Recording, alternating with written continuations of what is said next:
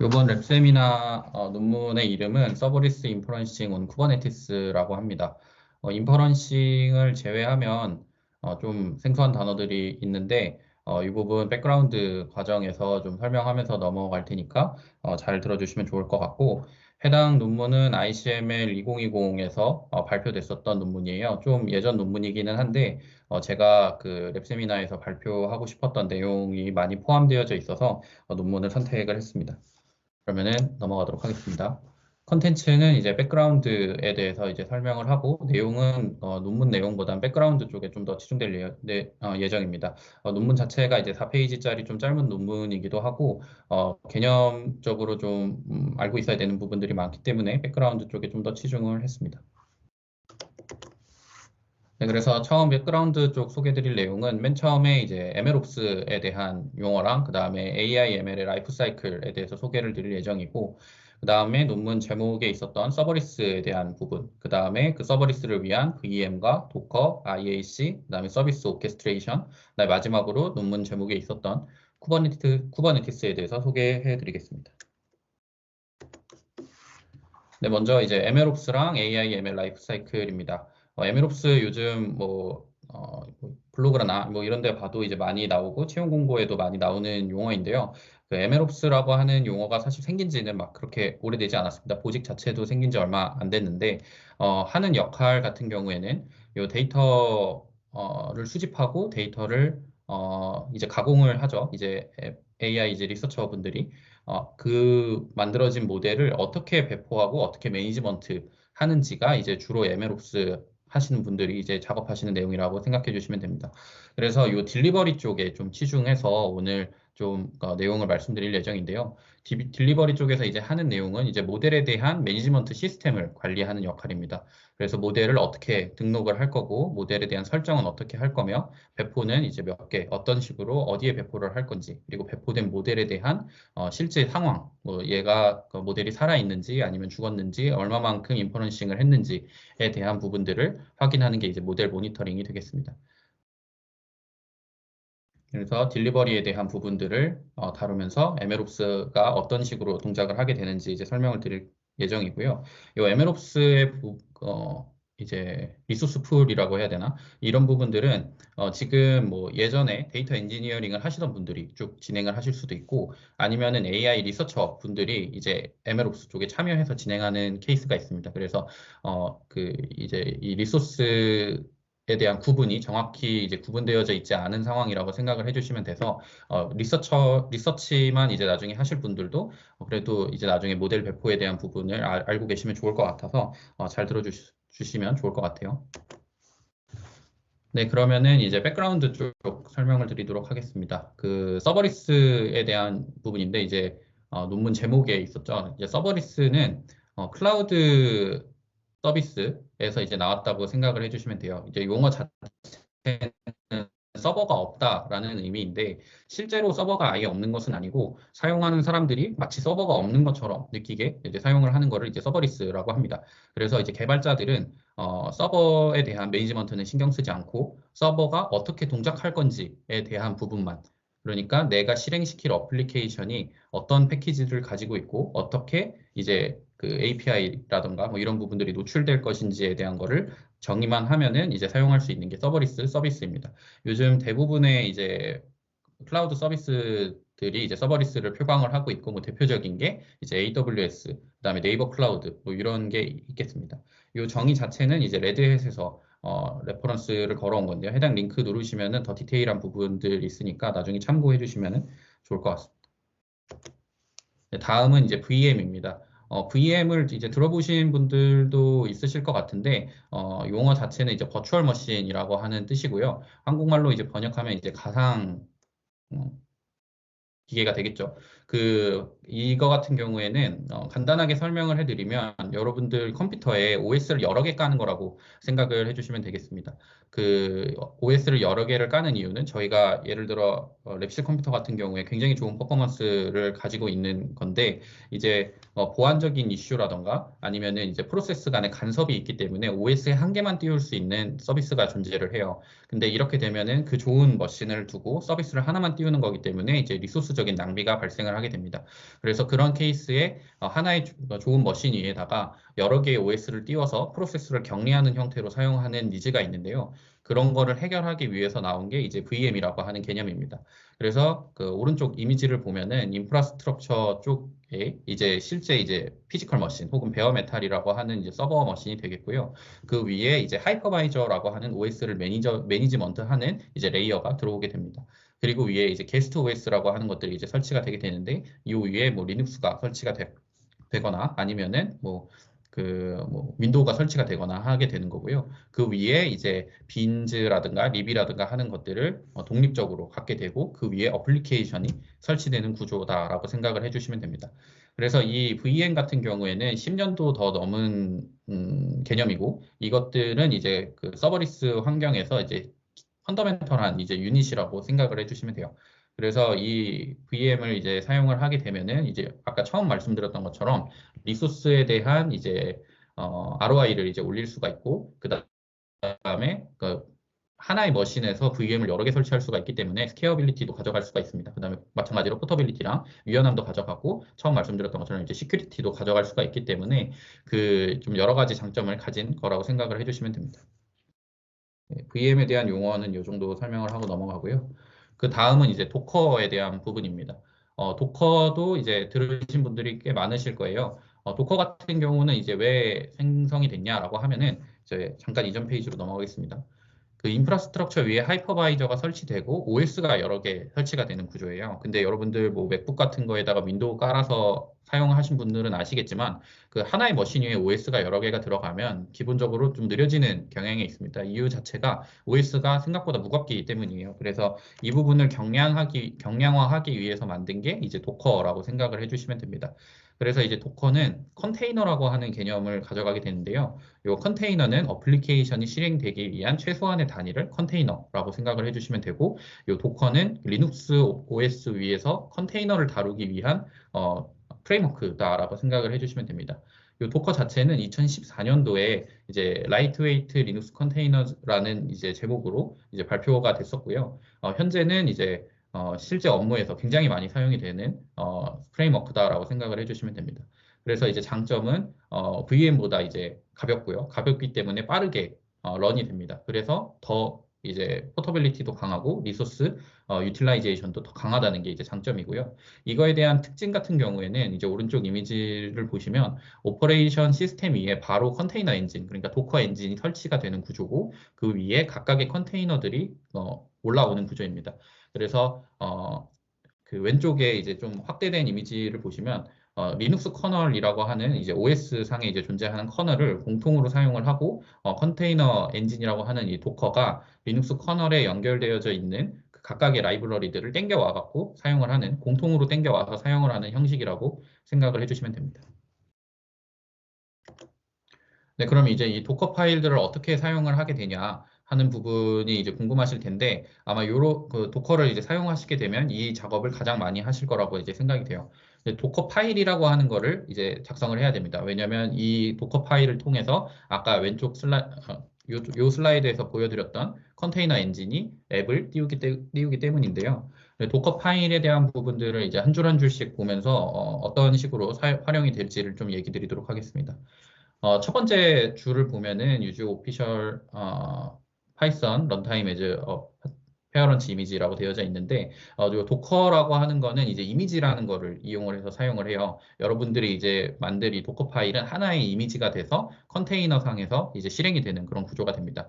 근데 이 이미지가 단순하게 그냥 이 도커 파일을 통해서 하나의 이미지만 만들어지는 게 아니라 그 예전에 누가 만들어 놨던 이미지 위에 여러분들이 추가로 커스터마이징을 해서 이미지를 쌓아 올릴 수 있는 구조가 돼요.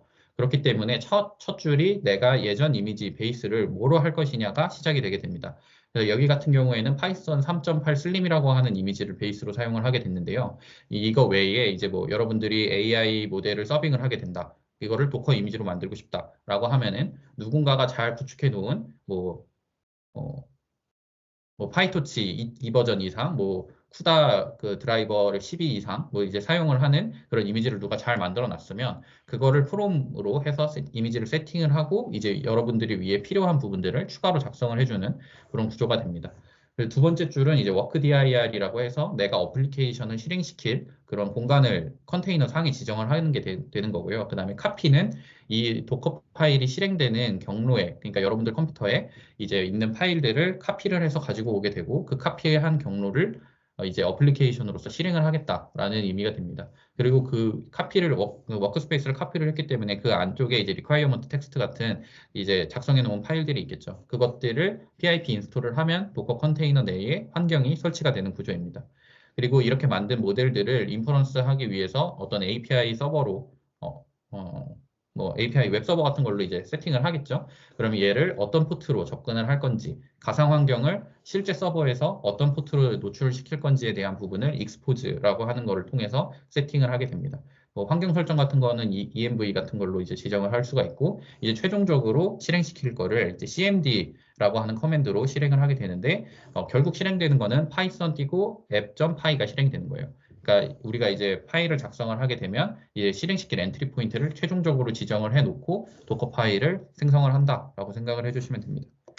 그럼 이제 이렇게 작성된 이제 도커 파일이 어떤 이제 라이프 사이클을 가지는지에 대해서 이미지를 보면서 설명을 해드릴 텐데요. 일단 클라이언트가 이제 여러분들의 컴퓨터라고 이제 생각을 해주셔도 되고 아니면은 이제 도커 호스트, 그러니까 서버라고 생각을 해주셔도 됩니다.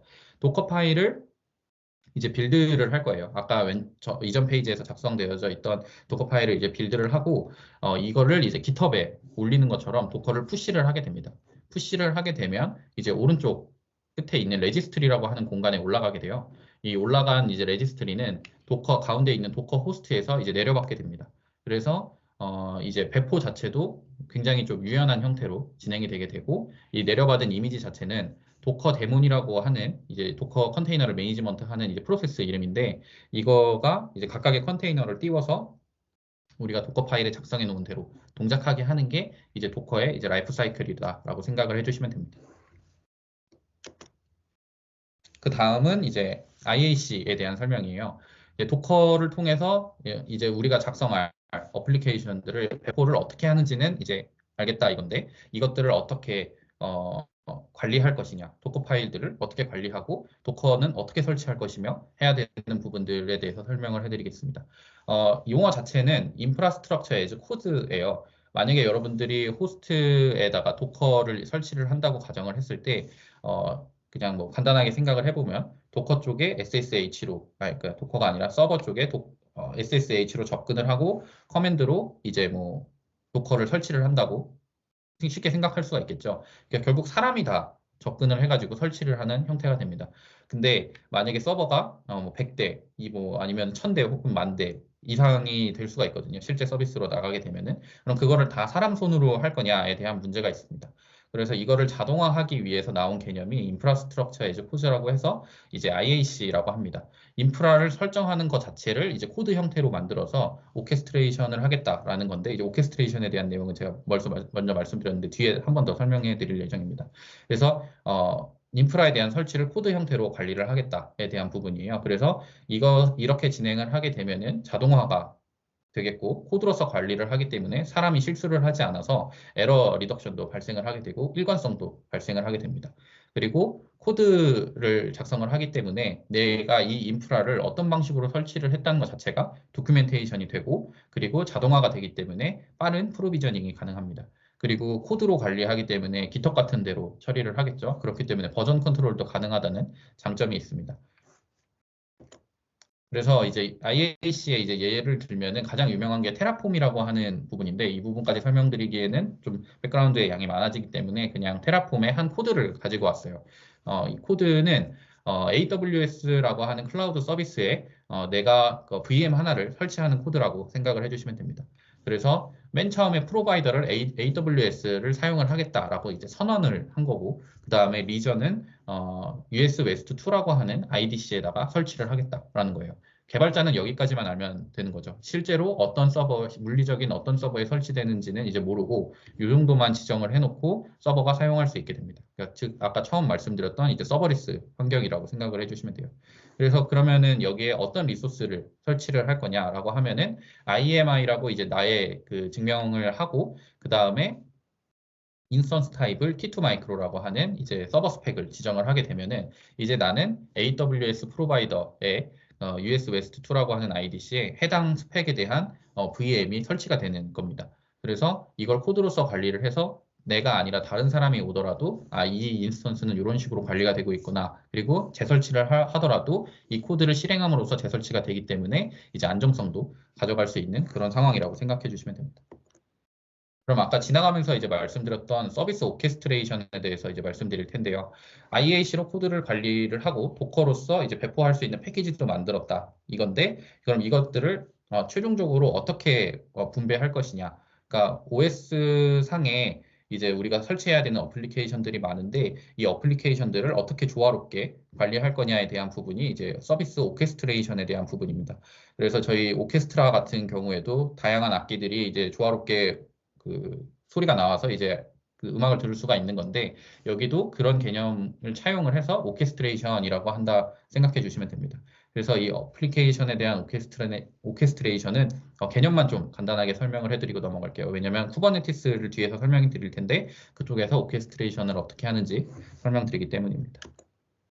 네, 그래서 쿠버네티스에 대한 설명인데요. 이 쿠버네티스는 아까 설명드렸던 서버리스, 그 다음에 VM, 도커, IAC, 그 다음에 오케스트레이션, 이 개념들이 다 최종적으로 합쳐진 어떤 하나의 그 프레임워크다라고 생각을 해주시면 되고, 이 쿠버네티스라고 하는 서비스는 유로시스 2015에 이제 구글이 발표를 한 논문에서 이제 처음 소개가 됐어요. 그 당시에는 이름이 이제 보르그라고 하는 서비스였는데 이게 오픈 소스화 되면서 이름이 쿠버네티스로 변경이 되었고 이 쿠버네티스는 뭐 최근 뭐 모델 서빙을 하거나 하는 곳에서는 이제 거의 대부분 사용을 하는 프레임워크다라고 생각을 해주시면 됩니다. 그래서 라지 스케일드의 클러스터를 이제 매니지먼트 하기 위한 거다라고 생각을 해주시면 되고요. 디테일한 것들을 하나하나 보면서 가면 좋은데 이제 시간적인 이슈로 이미지 하나로서 어떻게 동작하는지에 대해서 간단하게 설명해 드릴게요. 일단 왼쪽부터 좀 봐주시면 되는데 이 컨트롤 플레인이라고 하는 게 이제 쿠버네티스의 이제 머리라고 생각을 해주시면 됩니다. 이 컨트롤 플레인이라고 하는 것은 API를 통해서 커뮤니케이션을 진행을 하게 되는데 이 API들을 누가 호출을 하냐라고 하면 컨트롤 매니저라고 하는 애가 호출을 하게 됩니다. 이 컨트롤 매니저는 각각의 이제 우리가 실행시킬 어플리케이션들이 어디 위치하는지, 어떤 노드가 존재하는지에 대한 것들을 이제 관리를 하는 서버라고 생각을 해주시면 되고, 그것들을 API를 통해서 매니지먼트를 하게 됩니다. 이 API들은 누가 호출을 하냐라고 하면 쿠버네티스 클러스터 내부에 포함되어져 있는 여러 가지 노드들, 여기서는 이제 워커 노드라고 하는데요. 실제로는 하나의 뭐 VM이 되거나 피지컬 서버가 될 수가 있습니다. 그 각각의 서버들이 이제 쿠버네티스 컨트롤 플레인한테 내가 여기 존재한다. 그 다음에 내가 어떤 서비스가 지금 현재 올라와 있다에 대한 부분들을 계속적으로 API를 통해서 연락을 하게 되고 컨트롤 플레인은 신규 리퀘스트가 왔을 때 IAC를 통해서 작성되어져 있는 특정 어떤 어플리케이션을 배포하고 싶다라고 하는 리퀘스트가 클라이언트한테 왔을 때 노드들한테 이제 연락을 하게 됩니다. 그 여유 있는 노드에 대해서 이제 구하게 되고 이 노드에 어떤 어플리케이션을 띄우겠다라고 하는 게 컨트롤 플레인이 API를 통해서 노드 쪽에 전달을 한다라고 생각을 해주시면 됩니다. 그래서 여러 개의 서버들이 서로 연관되어져 있고 이것들이 API를 통해서 서로 호출이 되는데 그것에 대한 전체 매니지먼트는 컨트롤 플레인이 하고 있다라는 그런 개념을 알고 계시면 좋을 것 같습니다. 네, 그래서 쿠버네티스의 장점을 설명해 드리고 실제적으로 어떤 식으로 작성하는지에 대해서 좀 설명을 해 드릴 건데 쿠버네티스의 장점은 이제 계속 말씀드렸었던 여러 가지 개념들에 대한 장점이 직재성되어져 있다고 생각을 해주시면 돼요. 그래서 컨테이너 오케스트레이션, 그 다음에 스케일러빌리티, 그 다음에 하이 어빌리빌리티라고 해서 아까 말씀드렸던 것처럼 노드들이 각각 API를 통해서 커뮤니케이션 하고 있다고 말씀드렸잖아요. 그래서 노드들이 장비 이슈를 통해서 하나가 탈락이 되더라도 이 쿠버네티스가 컨트롤 플레인에서 노드가 하나가 떨어졌구나에 대해서 판단을 하게 되고 그 노드가 하던 일을 다른 쪽으로 넘겨주는 기능이 있어요. 그래서 고가용성을 가지고 있다. 그래서 하이어빌리티라고 하는 장점이 있고요. 그 같은 이제 맥락으로 로드 밸런싱이라는 개념이 있는데 트래픽이 엄청나게 많이 들어온다고 했을 때 하나의 노드에 그 트래픽이 몰리게 되면 이제 그 노드에는 부하가 발생을 하게 되겠죠. 그것들을 이제 분산하는 거를 이제 로드 밸런싱이라고 합니다. 그래서 그 우리가 모델을 인퍼런싱을 진행을 할 때 이거 한쪽에 몰리는 거를 방지하는 걸 이제 로드 밸런싱이라고 하는데 그게 쿠버네티스에서 지원이 됩니다. 그리고 오토메이트 롤아웃 앤 롤백이라고 해서 우리가 코드 형태로 관리가 되잖아요. 만약에 뭐 특정 소스를 배포를 했어요. 배포를 해서 모델이 진행이 되던 와중에 이제 문제가 있는 것을 발견을 하고 뒤로 이제 돌려야 되는 상황이 됐을 때 코드 형태로 관리되기 때문에 리비전을 변경을 하게 되면 예전 버전으로 배포가 되는 그런 장점이 있습니다. 그래서 아까 말씀드렸던 장점들이 이제 하나하나씩 뭔가 실 서비스에서 이제 보이는 거를 이해를 해주시면 좋을 것 같고, 셀프 힐링도 같은 의미이고요. 서비스 디스커버리는 이제 여러분들이 서비스를 뭐 200개, 300개를 관리한다고 했을 때 각각이 어느 서버에 존재를 하는지, 어떤 스펙으로 관리가 되고 있는지에 대해서 그 스펙 관리하는 게 이제 굉장히 어렵습니다. 뭐 어디 뭐 엑셀로 관리할 것도 아니고 굉장히 어려운데, 이거는 API를 통해서 관리가 되기 때문에 서비스가 어떤 스펙으로 어떻게 관리되는지 알 수가 있어요. 이런 거를 보고 서비스 디스커버리라고 합니다. 그래서 이 서비스 디스커버리도 그 쿠버네티스에서 관리가 되고 있기 때문에 쉽게 서버 관리를 할 수 있다라는 게 이제 장점이라고 생각을 해주시면 됩니다. 그래서 쿠버네티스가 실제로 어떻게 배포가 되냐라고 하면은 이제 디플로이먼트라고 하는 개념을 좀 알려드리고 싶은데, 디플로이먼트 같은 경우에는 쿠버네티스의 한 리소스가 되고요. 이 IAC 스펙을 보고 쿠버네티스가 실제 컨테이너를 어떻게 배포할지를 보게 됩니다. 그래서 한 줄 한 줄 보게 되면 쿠버네티스가 어떤 API를 사용을 하냐라고 하면은 이제 앱 v1이라고 하는 API를 통해서 이걸 커뮤니케이션 하겠다라는 의미이고, kind는 이제 디플로이먼트. 제가 방금 말씀드렸듯이 이거는 이제 쿠버네티스에서 한 배포를 하는 한 단위라고 생각을 해주시면 돼요. 그래서 그거에 대한 메타 정보, 그 다음에 스펙을 밑에 보시면 레플리카 3이라고 되어져 있는데 내가 그 서비스를 몇 개 배포를 할 거다라는 걸 지정을 하게 되고요. 맨 마지막 쪽 스펙을 보시면 컨테이너가 되어 있어요. 이 컨테이너는 어, 이름을 이렇게 지정을 해놓고 이미지를 못 쓰겠다라는 게 나오게 되는데, 이 이미지가 앞서 말씀드렸던 도커에서 만들어 놓은 이미지가 되겠습니다. 그래서 내가 만들어 놓은 이미지 요거를 컨테이너 포트 5000번으로 열어가지고 3개를 디플로이먼트로 지정을 해서 배포를 하겠다라는 게 이제 이 IAC 스펙이라고 생각을 해주시면 됩니다. 그럼 이 디플로이먼트가 그 쿠버네티스의 선언이 되면은 하위에 이제 레플리카를 3개를 선언을 해놨기 때문에 이 3개가 배포가 되게 되고요. 그 안에 파드라고 하는 컨테이너를 포함한 쿠버네티스에서 최소 단위의 이제 배포 서비스를 파드라고 하는데, 이 파드가 이제 배포가 된 거를 볼 수가 있습니다. 그래서 이 파드들은 실제 그 우리가 쿠버네티스에 등록해 놓은 노드에 배포가 되는 형태라고 생각을 해주시면 되죠. 그래서 뭐 예를 들어 이 이미지가 뭐 트랜스포머 이미지라고 하면은 트랜스포머를 도커 파일로 이제 구축을 해가지고 이미지 형태로 만들면은 그 트랜스포머 이미지를 3개를 배포를 해서 서버상에 노출시키는 게 이제 디플로이먼트의 역할이다라고 생각을 해주시면 됩니다. 그러면은 이제 배포까지는 됐는데 이걸 외부 세계로 노출을 시켜야지 되는데요. 그 역할을 하는 게 이제 인그레스라고 하는 기능입니다. 마찬가지로 API로 호출이 되기 때문에 익스텐션 v1 베타 1이라고 하는 API를 통해서 쿠버네티스가 통신을 하게 되고요. kind는 이제 인그레스라고 하는 리소스를 쓰겠다라는 내용입니다. 스펙을 이제 보시면은 룰이 특정 호스트를 통해서 내가 이걸 호스팅 하겠다라는 게 됩니다. 지금 여기서 이그젠플로 mykubernetes.이그젠플로 되어져 있는데, 여러분들이 이제 호스팅을 하고 싶은 그 호스트의 이름을 이제 적어두면 되는 거죠. 그래서 그 뒤에 슬래시로 패스를 추가적으로 기록을 하게 되면 내가 연결하고 싶은 서버, 아까 디플로이먼트를 통해서 뭐 트랜스포머를 배포를 했으면 트랜스포머가 올라가는 거고, 뭐 GPT를 배포를 했으면 GPT가 연결이 되는 그런 형태로 내가 어떤 서비스랑 연결을 하겠다를 패스 기준으로 세팅을 하게 됩니다. 이런 거를 이제 인그레스라고 하고요. 이 쿠버네티스에 대한 부분을 이제 되게 간략하게 이제 설명을 드렸었는데, 앞서 말씀드렸던 쿠버네티스들의 장점을 잘 그 기억을 해 두시고 이제 논문에서 제기하는 문제점들을 들어주시면 좋을 것 같습니다. 그럼 인트로덕션 쪽으로 이제 들어오게 되고 논문 내용을 좀 본격적으로 말씀드릴 텐데요. 이 논문은 K서브라고 하는 오픈소스 를 발표하면서 함께 제안된 논문이에요. 이 K서브라고 하는 그 오픈소스를 그래서 소개시켜 드릴 필요가 있는데, K서브는 방금 말씀드렸던 쿠버네티스 위에 한 번 더 그 랩핑되어서 올라가 있는 서비스라고 생각을 해주시면 돼요. 이 K서브는 보시는 이제 아키텍처로 이제 되어져 있고요. 하위가 이제 피지컬 머신 혹은 VM, 이제 컴퓨터 클러스터가 되겠습니다. 그 위에 이제 쿠버네티스가 설치가 되어져 있고, 제가 소개는 안 드렸는데 그 인그레스 역할을 하는 이스티오가 그 위에 레이어로 올라가게 됩니다. 그리고 그 위에 이제 K서브가 세팅이 되는 건데요. K서브는 이제 우리가 자주 사용하는 텐서플로우, 그다음에 파이토치, 사이킨런이라든가 XGBoost 같은 그 프레임워크들을 한 번에 하나의 인터페이스로 관리를 해가지고 이제 사용자가 쉽게 인퍼런싱을 할 수 있게 만드는 어떤 오픈 소스라고 생각을 해주시면 돼요. 그래서 이 논문은 왜 K서브를 만들었고 K서브를 만들고 나서 어떤 문제가 있었는지에 대해서 얘기를 하는 논문이라고 생각을 해주시면 됩니다. 그래서 이 논문에서 처음 제시를 한 거는 이제 이 당시가 2020년도인데 AI ML 모델들이 실제 서비스들의 이제 배포가 되게 되면서 여러 가지 문제점들을 맞닥뜨리게 된 거예요. 그 실제 서버, 그러니까 피지컬 서버에 어플리케이션 하나만 띄워갖고 모델을 배포를 했더니 너무 많은 모델들이 이제 배포가 될 필요가 있는데 그러면 비용이 엄청나게 많이 발생을 하게 되고 유연하게 대응하지 못한다는 이제 문제점이 있었다는 겁니다.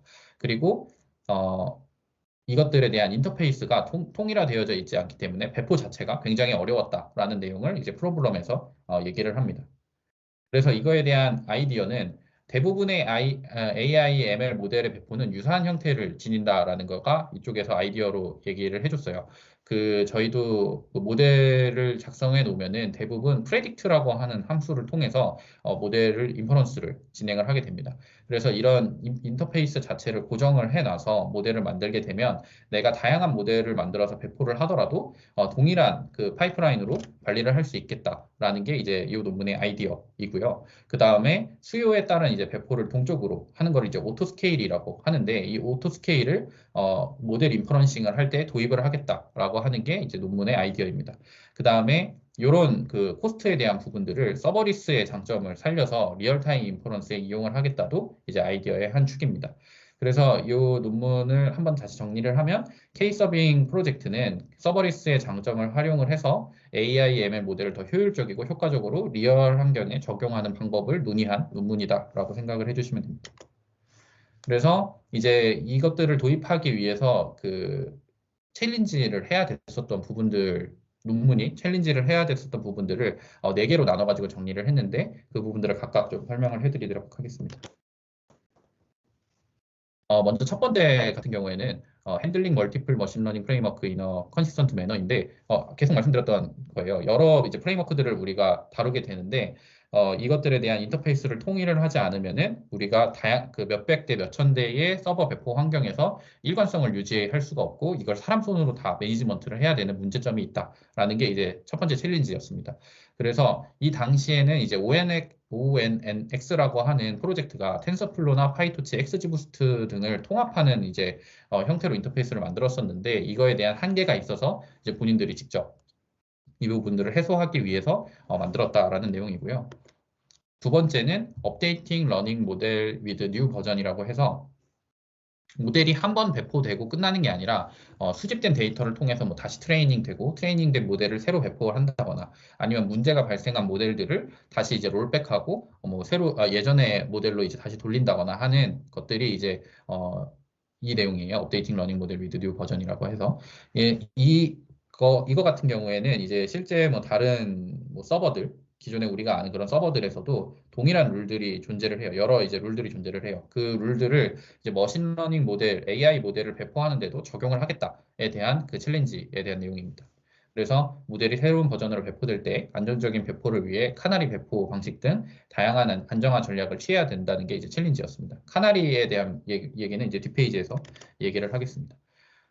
그래서 이제 업데이트 모델 그 서버를 포함해서 이제 말씀드릴 텐데 서버를 포함해서 이제 배포 방식이 크게 세 가지가 존재를 하는데 각각 하나씩 좀 설명을 해드릴게요. 이제 롤링 방식과 블루그린 방식인데 먼저 롤링 방식을 말씀드리도록 하겠습니다. 롤링 방식 같은 경우에는 서버 하나 이게 초록 색깔이 서버 하나인데 이 서버 하나를 배포를 할때 이제 V1이 두 개가 있죠. 두 개가 있는 상황에서 하나를 이제 절단을 하는 겁니다. 그 연결을. 그리고 이 비어 있는 공간에 V2를 배포를 하고 이 서버가 이 V1과 V2를 동시에 서로 이게 각각 서빙을 하는 그런 상태입니다. 그리고 이게 안정화가 되면 이제 V1을 연결을 끊고 그 빈 공간에 마찬가지로 V2를 다시 재배포를 하는 게 이제 롤링 방식이다라고 생각을 해주시면 되고요. 그 다음에 이제 블루그린 방식이 있는데 블루그린 방식은 마찬가지로 서버에서 배포를 할 때 쭉 배포를 하는데 V2를 한 번에 배포를 하는데 이때 좀 다른 거는 이게 보이실지 모르겠는데 도메인을 다르게 해서 배포를 합니다. 그래서 V1 같은 경우는 예전 도메인으로 계속 배포가 되고 있고 V2 같은 경우는 신규 도메인으로 배포가 되는 거예요. 근데 이때 V2를 신규 도메인으로 배포하는 이유는 V2가 안정적이지 않을 확률이 있기 때문입니다. 실제 서버에 배포가 됐을 때 이 V2가 정상적으로 동작하는지 안 하는지에 대해서 확인하기 위해서 신규 도메인을 세팅을 하고 그거에 대한 테스트를 진행을 실제 트래픽에서 확인을 한 다음에 그 V1을 다시 이제 V1을 이제 삭제하고 V2로 변경하면서 도메인을 옛날 도메인으로 바꾸는 방식이 이제 블루그린 방식입니다. 이제 마지막으로 이제 카나리 방식인데요. 아까 논문에서 얘기했었던 방식이라고 생각을 해주시면 됩니다. 카나리 방식 같은 경우에는 아까 이제 잠깐 이전 페이지로 넘어갈게요. 롤링 같은 경우에는 그 바로 좀 절단을 진행하는 형태로 진행을 했는데 카나리는 그게 아니라 그 퍼센티지를 적용을 해서 배포를 하는 겁니다. 그래서 처음에 V1을 이제 100% 형태로 이제 배포를 했다가 10%만 V2로 배포를 하고 문제가 없으면 50% 배포를 하고 이제 90% 100%로 점진적으로 배포를 하는 게 이제 카나리 방식입니다. 이름이 왜 카나리냐라고 하면은 예전에 이제 동굴에서 이제 채광 같은 거를 했었는데 얘 더 사람이 진입해도 되냐 안 해도 되냐를 판단을 할 때 카나리라고 하는 새를 동굴에다가 이제 보내는 방식으로 해서 카나리가 살면 사람이 들어가고 아니면은 이제 죽으면 안 들어가는 그런 방식으로 채굴을 했다고 해요. 그래서 그런 방식에 착안을 해서 이름을 카나리라고 해서 이제 그 배포 방식이 이제 정해졌습니다. 그냥 뭐 재미삼아 알고 계시면 좋을 것 같고요. 그래서 이런 배포 방식을 이제 모델 인퍼런싱을 할 때도 도입을 하겠다라고 하는 게 이제 논문상에 이제 나와 있는 부분이었습니다. 그 다음에 이제 다음으로 나온 챌린지는 스케일링 모델 approximately with constraint라고 해서 실제 서비스에서는 그 하나의 모델이 감당을 할 수가 있는 트래픽이 들어오지가 않습니다. 그래서 그 이것들을 분배를 하는 거가 필요한데요. 이게 하나 트래픽이 이제 여러 개 들어왔을 때, 엄청나게 많이 들어왔을 때 이 서버를 분리를 하는 걸 보고 스케일 아웃이라고 하고 그 머신에 대한 스펙 자체를 올리는 거를 이제 스케일 업이라고 합니다. 근데 저희가 현실적으로 스케일 업을 매번 할 수가 없기 때문에 비용이 비싸서 자주 취하는 전략은 이제 스케일 아웃이에요. 근데 여기 논문에서 얘기를 한 게 이 스케일 아웃 자체를 이제 자동화를 하겠다. 트래픽이 들어오는 시점에 맞춰서 너무 많이 현재 트래픽 기준보다 높게 들어오게 되면은 그 모델 서빙되고 있는 모델을 스케일 아웃을 하겠다라고 하는 게 이제 논문의 챌린지로서 이제 나와 있었습니다. 이제 마지막으로 이제 챌린지로 제안을 한 게 이제 모니터링 모델이라고 해서 우리가 모델을 배포를 하면 그 모델이 배포된 게 끝이 아니라 실제로 얼마만큼의 인퍼런스가 들어왔는지, 결과가 어떻게 나가고 있는지, 그 다음에 그거에 대한 아큐러시는 어떻게 체크를 할 건지, 그 다음에 모델이 살아있는지 죽었는지, 뭐 얼마만큼 오래 걸리는지에 대한 것들을 종합적으로 확인을 해야 돼요. 이제 그런 것들을 이제 뭐 아시다시피 매트릭이라고 하는데 그 서비스를 진행을 할 때 사용하는 거를 이제 코어 매트릭, 아까 말씀드렸던 레이턴시나 이제 스로프시나 에러 같은 거를 코어 매트릭이라고 하고, 이제 우리는 모델에 대한 거를 서빙을 해야 되기 때문에 데이터 사이언스 매트릭도 추가적으로 수집을 해야 됩니다. 아큐러시라든가 인풋이나 아웃풋에 대한 그런 상황을 전체적으로 모니터링을 진행을 해야 되기 때문에 이런 부분도 함께 처리를 하겠다라고 하는 게 이 챌린지 내용입니다. 그래서 이것들을 어떻게 그 처리를 하겠냐, 어떻게 이런 챌린지들을 해결을 하겠냐에 대한 부분이 이제 4번인데, 사실 백그라운드에서 장점들을 다 설명을 하고 넘어갔기 때문에 이 페이지는 간단하게 얘기를 하고 넘어가겠습니다.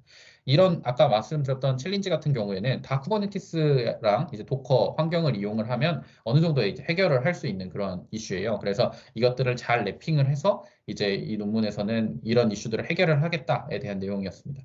그래서 로깅이나 뭐 매트릭이나 네트워크 매니지먼트라든가 뭐 어플리케이션에 대한 스케일 아웃이라든가 이런 것들을 쿠버네티스를 통해서 관리를 하겠다가 그 내용이 되겠습니다. 다음은 이제 실제로 K 서빙, KF 서빙이랑 K 서빙이 혼용돼서 사용이 되어져 있는데 KF 서빙은 이제 예전 이름이고 최근 버전은 이제 K 서빙이라고 하고 있습니다. 아무튼 그 K 서빙에 대한 그 이그젬플을 설명을 해드리도록 하겠습니다. 아까 보셨던 아키텍처인데요. 이 아키텍처가 쿠버네티스를 통해서 동작을 하기 때문에 오른쪽에 보신 것처럼 쿠버네티스 그 문법을 통해서 이제 서빙을 할 수가 있습니다. 그래서 오른쪽 내용을 보면은 이 API는 서빙 kubeflow.org라고 하는 API를 통해서 사용을 하는 거고, kind는 이제 인퍼런스 서비스라고 하는 이제 요 K서브의 카인드를 이제 사용을 하게 됩니다. 그래서 스펙을 보시면은 디폴트가 이제 프레딕터라고 하는 인터페이스로 이제 통일을 해놓고 어떤 환경이냐 텐서플로우라는 거를 지정을 해놓고 스토리지 URI에 이제 이미지 정보 같은 거를 모델의 정보들을 이제 집어넣는 형태로 할 수가 있습니다. 그래서 요렇게만 이제 지정을 해놓고 그 스토리지에다가 내가 만들어 놓은 이미지를 이제 올려놓으면 외부에 서빙을 할 수 있는 환경을 만들어주는 게 이제 K서브의 역할이다라고 생각을 해주시면 됩니다. 그래서 단순하게 이렇게 어떤 모델을 서빙할 건지에 대해서 지정을 할 뿐만 아니라 아까 전에 이제 말씀드렸던 배포 전략 같은 것들도 지정을 할 수가 있어요. 카나리 트래픽 퍼센트가 10%가 정상일 때 새로운 모델로 전환을 하겠다에 대한 것도 이런 식으로 지정을 해서 명시적으로 코드를 관리할 수 있는 게 K서브의 기능이다라고 생각을 해주시면 됩니다. 그래서 이제 그 코드 레벨로 하나하나씩 좀 간단하게 설명을 해드리려고 해요. 이제 모델 같은 경우에는 이제 저희가 자주 사용하는 이 아이리스로 이제 모델을 이제 만들고 이 모델을 이제 도커 파일을 통해서 빌드를 하겠습니다. 또 이미지는 파이썬 3.7을 이용을 해서 하고 필요한 라이브러리들 뭐 이렇게 설치를 하고요. 컨테이너 상에. 그다음에 내가 만든 모델들을 카피를 해서 넘어오게 됩니다. 그리고 얘를 K서브 형태로 서빙을 할 수 있도록 실행을 하는 거죠. 지정을 해놓습니다. 그럼 이렇게 만들어 놓은 도커 파일을 이제 도커 빌드를 해서 이미지를 만들고 푸시를 해서 아까 말씀드렸던 레지스터에 올리게 됩니다. 그리고 올려놓은 레지스터에서 이 쿠버네티스 리소스라고 해서 아까 말씀드린 K서브의 내용인데요. 그 내용을 이제 내가 올려놓은 아이리스 모델에다가 스토리지 URL을 넣어 놓음으로써 이제 외부 서버에 배포가 되는 그런 구조가 됩니다. 그래서 개발을 실제로 진행을 할 때 ML 엔지니어가 진행을 할 때 이 전체 과정을 본인들이 직접 작업을 하면서 외부 서버까지 나가는 과정들을 진행을 한다라고 생각을 해주시면 됩니다. 네, 이그젬플은 이 정도 보여드리고요. 다음은 실제로 이 K서버가 어떤 익스퍼리언스를 했었는지, 프로덕트 익스퍼리언스를 했었는지에 대한 설명입니다. 이게 2020년도에 나온 논문인데 그 당시에 이제 GPT-2에 대한 실험이 요 K서버를 이용을 해서 진행이 됐었습니다. 근데 이 K서버가 GPT-2 등의 서비스를 진행을 하면서 있었던 이슈들을 좀 정리한 내용인데요.